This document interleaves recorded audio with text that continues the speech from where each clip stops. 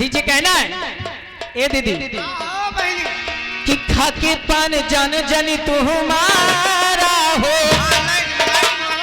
अभी उसे अपने रहने सुधारा हो तो हो न बाटे तनिको लाज राजऊ कि छन छन बदले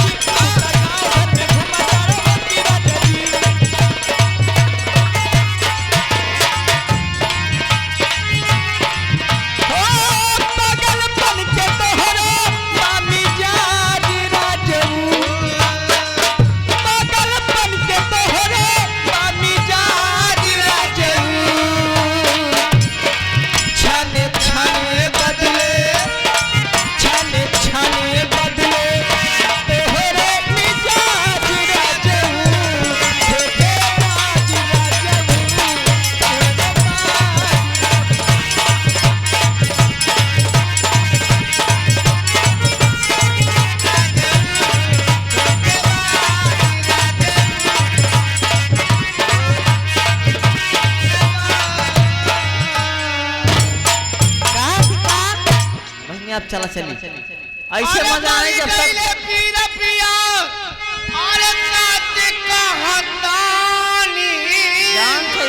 जान से तोहर परेशानी का बा राजा हूँ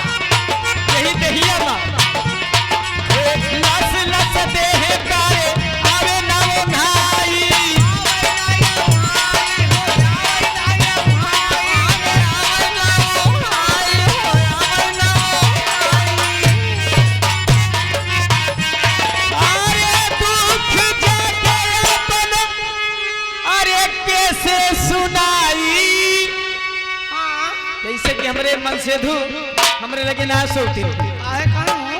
अरे दुख जाके अपन कैसे सुनाई कि जैसे चूहे महुआ राजा जैसे चूहे महुआ राजा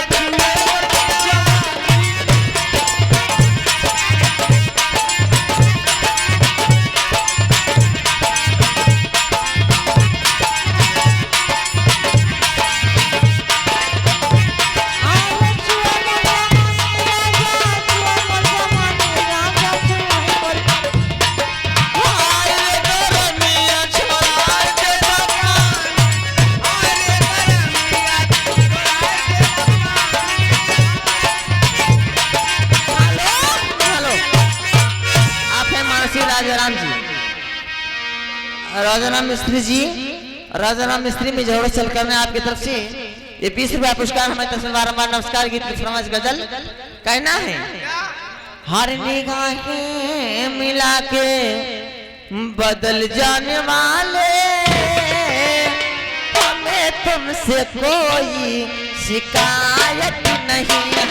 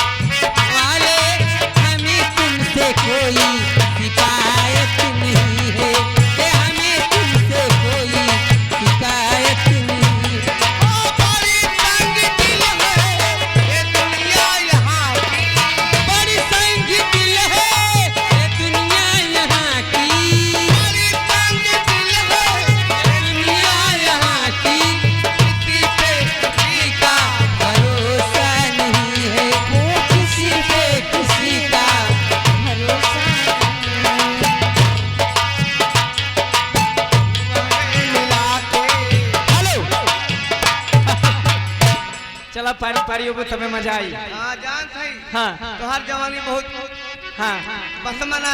लेकिन चलते चलते कहना है अरे गोरिया चल बतौर जवानी। और पूछो जरा पूछो मुझे क्या हुआ है कैसी बेकरारी है कैसा नशा है